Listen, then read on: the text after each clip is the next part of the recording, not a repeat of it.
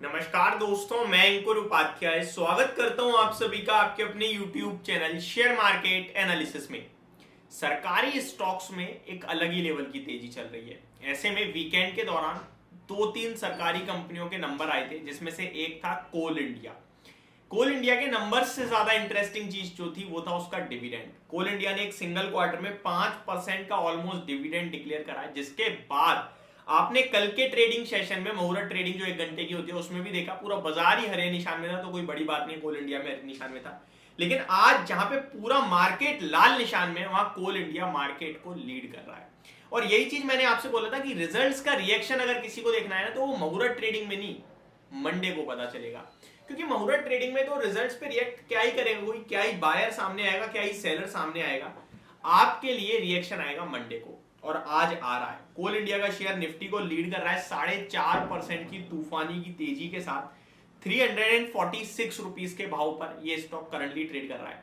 सवाल यह बनता है क्या यहां से लिया जा सकता है, इसके बारे में भी बात करूंगा। लेकिन एक बार रिपीट करना चाहूंगा कोल इंडिया के नंबर्स।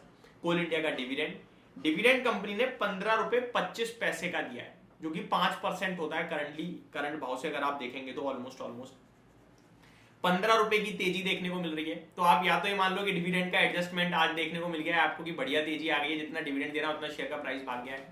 या फिर आप ये मान लो कि शेयर के नंबर्स पे रिएक्शन आ रहा है। क्योंकि नंबर्स भी देखोगे तो नंबर्स भी काफी दमदार थे इस कंपनी के। कंसोलिडेटेड नेट प्रॉफिट बाजार मान के चल रहा था लगभग 6000 करोड़ का आएगा, लेकिन उसके सामने कंपनी ने पेश करा 6800 करोड़ का प्रॉफिट। तो अपने आप में दमदार था। अगर आप मार्जिन देखें तो 24.82% पे मार्जिन कंपनी ने पेश करे, और मार्केट मान के चल रहा था 22.3% का आएगा। तो ये भी दमदार था। आप अगर कामकाजी मुनाफा देखें तो 8136 करोड़ का कंपनी ने पेश करा, और बाजार का अनुमान 7000 करोड़ का था। तो ये भी काफी ज्यादा शानदार था।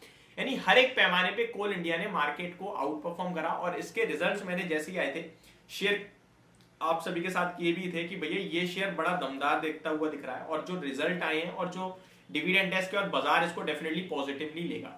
इस कंपनी का चार्ट ओपन करेंगे तो बहुत बड़ा आउट परफॉर्मर रहा है। इस स्टॉक में लगभग एक साल पहले तेजी शुरू हुई थी 180-190 रुपए के करीब से, और उस तेजी में स्टॉक ने 250 रुपए तक का मूव दिया। उसके बाद कंसोलिडेट करता रहा, और अभी रिसेंटली अगस्त एंड में या सितंबर की स्टार्टिंग में आप देखें तो 230 रुपए से ब्रेकआउट दिया। शेयर का प्राइस सीधे 280 हो गया, और वहां से धीरे धीरे धीरे धीरे चलते चलते हायर हाइस पे 320 तक आया, और अभी रिजल्ट्स के बाद 346 हो गया है। ये फ्रेश कंसोलिडेशन की बड़ी तेजी का ब्रेकआउट आ रहा है। यहाँ पे फ्रेश खरीदारी करने के लिए रिस्क बहुत हाई है, बहुत हाई। क्योंकि एक तो कंटिन्यू हायर हाइस था, देखिए ऐसे ऐसे चल रहा था पहले से ही, और रिजल्ट्स के बाद ये एक शार्प अपटेक और आ गया। अब यहां अगर किसी को लेना है तो 325 रुपए का एक स्ट्रिक्ट एसएल जरूर रखें। वैसे तो लेना नहीं चाहिए क्योंकि रिस्क आपके फेवर में है नहीं, क्योंकि आपका स्टॉप लॉस 323 जो 325 जो बोल रहा हूं 20 पॉइंट का हो गया। टारगेट कितना है आपको नहीं पता होगा, टारगेट कुछ बनेगा ही नहीं, क्योंकि ब्लू स्काई जोन में एक तरीके से अगर आप देखें तो 5 साल के हाईएस्ट लेवल पे चल रहा है। और अगर आप देखें तो लाइफ हाई जो इसका ऑलमोस्ट 450 करीब है वो टेस्ट करने की तैयारी में है। तो वो तो करेगा, बट आपने वन साइडेड तेजी देखी है, तो मेरे को नहीं लगता कोई इतनी रिस्क ले पाएगा। तो या तो गिरावट का वेट कीजिए, या फिर ऑलरेडी है तो उसी को कैरी करो, वो बेटर है। जल्दबाजी में प्रॉफिट बुकिंग नहीं करनी है। तो ये बन रहा है कोल इंडिया के ऊपर व्यू। अब आ जाता हूं मैं दूसरे स्टॉक की तरफ।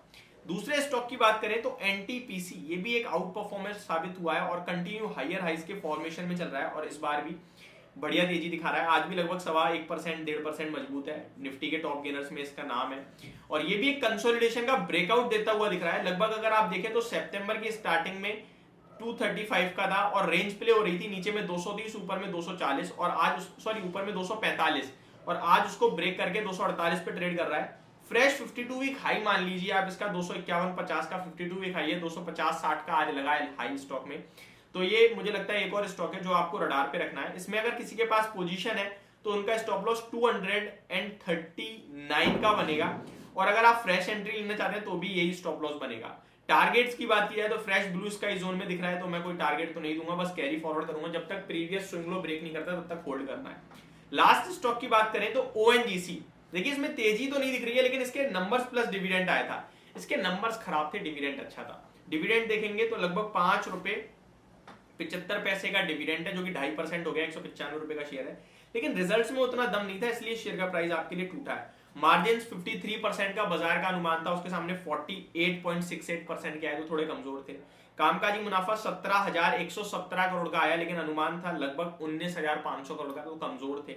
वहीं अगर आप स्टैंड अलोन नेट प्रॉफिट देखें तो अनुमान था 11,000 करोड़ का, लेकिन आया 10,200। तो रिजल्ट्स उतने अच्छे नहीं थे, इसलिए शेयर लाल निशान में जरूर है, बट स्टॉक का चार्ट पैटर्न बहुत स्ट्रॉन्ग है, इसको भी डेफिनेटली होल्ड कर सकते हैं आप बायो डिप्स की स्ट्रेटेजी के साथ। Thank you so much for watching this video, have a great day guys.